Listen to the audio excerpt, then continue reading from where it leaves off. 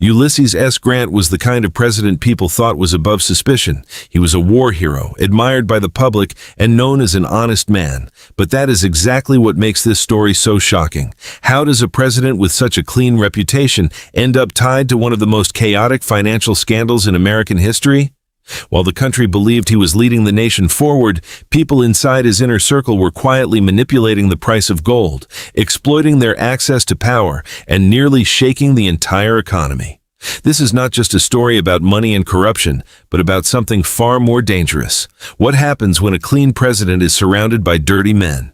Ulysses S. Grant is often portrayed as a man of personal honesty, a leader who did not enter the presidency with the ambition to enrich himself or openly abuse power. His reputation had been forged on the battlefield, where he was seen as decisive, disciplined, and worthy of public trust at a time when the United States was still struggling to recover from the devastation of the Civil War. Yet hidden within those admirable qualities was a dangerous weakness. Grant was not especially skilled at judging the character of the people around him. He placed too much faith in those he believed were loyal, kept his guard too low with members of his inner circle, and failed to fully grasp how personal closeness could be turned into political influence. In war, loyalty can be one of a commander's greatest strengths, but in politics, loyalty without scrutiny can become an opening for ambitious and self-serving men. That is what made Grant's presidency so vulnerable. His central flaw was not greed, nor was it direct corruption, but the fact that he tried to govern in good faith while surrounded by people whose motives were far darker than his own. This is where the deeper tragedy of his administration begins to emerge. Grant did not need to be the mastermind of corruption to have his presidency defined by scandal. All it took was his willingness to trust too easily, to grant access too freely, and to underestimate how much power proximity to the president could create. The people around him understood that closeness to Grant had enormous political value. It could open doors, soften decisions, shape policy, and create the impression that their private interests were somehow aligned with the interests of the nation itself. What followed was not always blatant corruption carried out directly by the president, but something more subtle and perhaps more dangerous, a system in which power was exploited by those operating in the shadows of his trust. Grant may have remained personally clean, but personal integrity alone was not enough to keep an administration clean. A president is judged not only by his own intentions, but by his ability to read the motives of others, control the influence of his inner circle, and close the gaps through which manipulation can enter. In Grant's case, that failure became the opening through which scandal flourished, making his honesty feel almost tragic. He was not remembered as the most corrupt man in the room, but as the man who could not stop corruption from growing around him. Jay Gould and James Fisk were not simply businessmen chasing profit through ordinary market risk. They were speculators who saw the gold market as a battlefield that could be bent to their advantage if they moved aggressively enough. Their goal was straightforward in theory, but explosive in practice. Buy up as much gold as possible, tighten control over the market, and drive the price higher and higher until everyone else was forced to react. The more gold they could gather, the more influence they would have over supply, and the more panic, excitement, and speculation they could generate among other investors. In a market already sensitive to government policy and economic uncertainty, even the perception that gold would continue rising could become a powerful weapon. Gould and Fisk understood that financial markets were driven not only by actual scarcity, but also by fear, greed, and momentum. If they could convince enough people that gold was on an unstoppable climb, they would not just be participating in the market, they would be shaping it. Their strategy depended on turning rising prices into a self-feeding cycle, where every increase attracted more buyers, every buyer pushed prices higher, and every new surge made their eventual profit even more enormous. But the true danger of their scheme lay in its scale and its consequences. Gould and Fisk were not satisfied with making a good return. They wanted to dominate the market so completely that they could dictate its movement and cash out at the peak, leaving everyone else to deal with the wreckage. To do that, they needed time, coordination, and above all confidence that the federal government would not suddenly intervene by releasing gold and breaking the rally. That is what transformed their speculation into something far more sinister than ordinary financial ambition. They were not merely betting on gold, they were trying to engineer the conditions that would send its price soaring to unnatural heights. In their hands, the market became a machine for private enrichment, powered by manipulation and sustained by the belief that they could stay one step ahead of everyone else. If their plan succeeded, the rewards would be extraordinary. But if it collapsed, the damage would not be confined to two reckless speculators. The shock would spread outward through traders, merchants, and the wider economy, proving that when a handful of powerful men try to force a market upward for their own gain, the entire nation can end up paying. Their plan could never succeed through market manipulation alone, because one force still had the power to destroy it instantly: the federal government. As long as the U.S. Treasury retained the option to release gold into the market, any artificial rise in price could be crushed in a moment.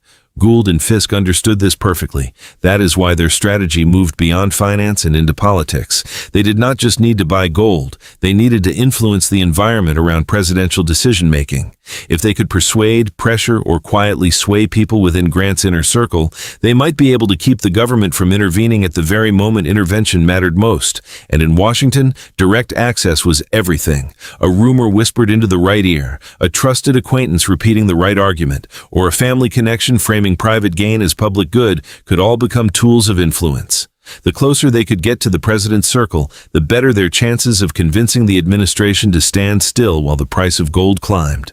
What made this especially dangerous was that the argument did not have to sound openly corrupt in order to be effective.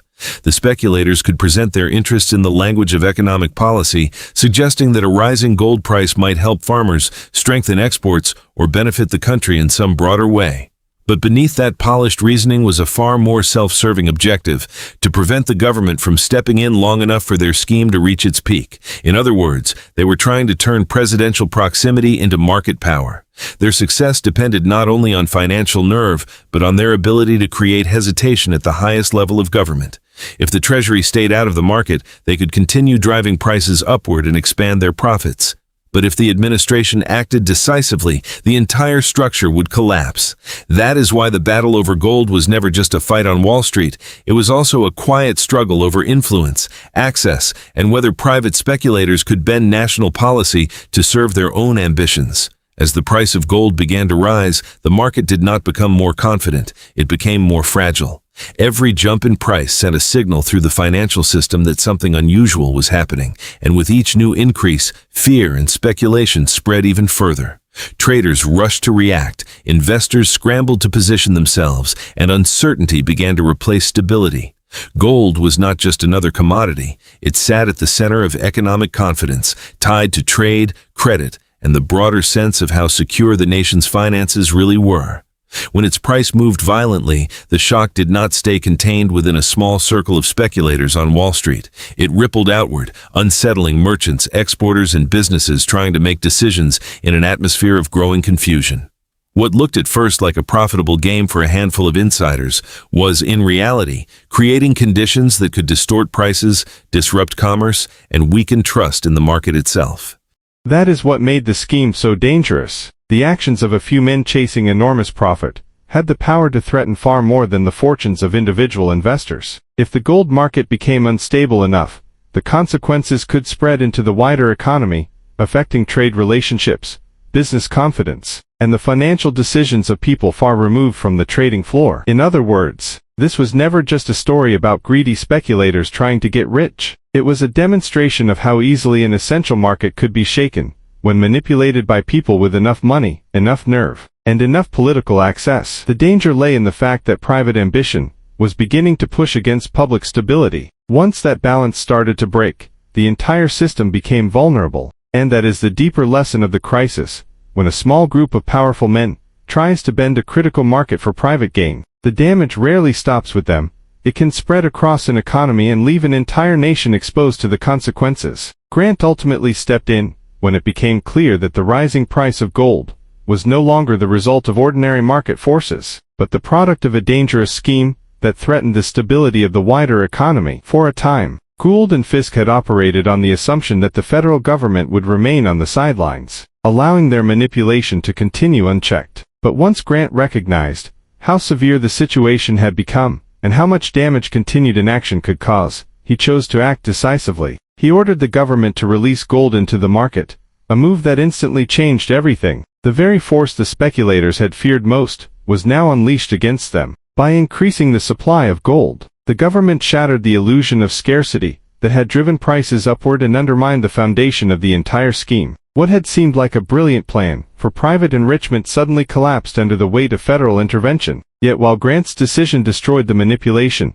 it also triggered a financial shock that exploded across the market with brutal speed. Once traders realized that the government had entered the market, confidence evaporated, panic set in, and the price of gold plunged. Investors who had rushed in hoping to profit were suddenly trapped, fortunes disappeared in hours, and the atmosphere on Wall Street turned chaotic. This collapse became known as Black Friday, the gold panic of 1869, a moment when reckless speculation gave way to financial terror. Grant had succeeded in stopping the scheme, but he could not prevent the violent consequences of its unraveling. That is what makes this episode so dramatic. The same action that saved the government from being manipulated also exposed how unstable the market had already become. In the end, Black Friday was not just the fall of speculators' plan, it was proof that once market manipulation is allowed to grow too far, even the act of stopping it can send the entire system into panic. The deeper moral of this story is that a leader's reputation can be damaged not only by what he does personally, but also by the people he chooses to trust. Ulysses S. Grant may have been seen as an honest man, but honesty alone was not enough to shield his presidency from scandal. In positions of great power, character is tested not only in moments of direct action, but in judgment, in the quiet decisions about who is allowed close, who is given influence, and who is trusted without enough scrutiny. A president does not govern in isolation. Every advisor, friend, relative, and political ally who gains access to the center of power becomes part of the public meaning of that presidency. That is why the damage can be so lasting, when the wrong people are allowed into that circle. Even if the leader's own hands remain clean, the public does not separate personal virtue from political responsibility so easily. If corruption grows around the throne itself begins to look compromised. In that sense, Grant's tragedy was not simply that he was surrounded by flawed men, but that he failed to see how dangerous those flaws could become once they were connected to the authority of his office. This is what the story ultimately says about leadership itself. It is not enough for a leader to be personally decent, well-meaning, or sincere. True leadership also demands the ability to read motives, to recognize when loyalty is being used as a disguise for ambition, and to keep a firm boundary between public duty and private influence. Power attracts people who want access, advantage, and protection, and the closer they stand to a leader, the more damage they can do if their interests are left unchecked. That is why leadership is as much about restraint and vigilance as it is about principle. A leader must know when to trust, when to doubt, and when to act before proximity turns into manipulation. In the end, this story is not only about Grant or about one financial scandal, it is about a timeless political truth. The strength of a presidency is measured not just by the integrity of the person at the top, but by that person's ability to control the circle around him. Because once that circle is captured by self-interest, even an honest leader can become the face of a corrupt age.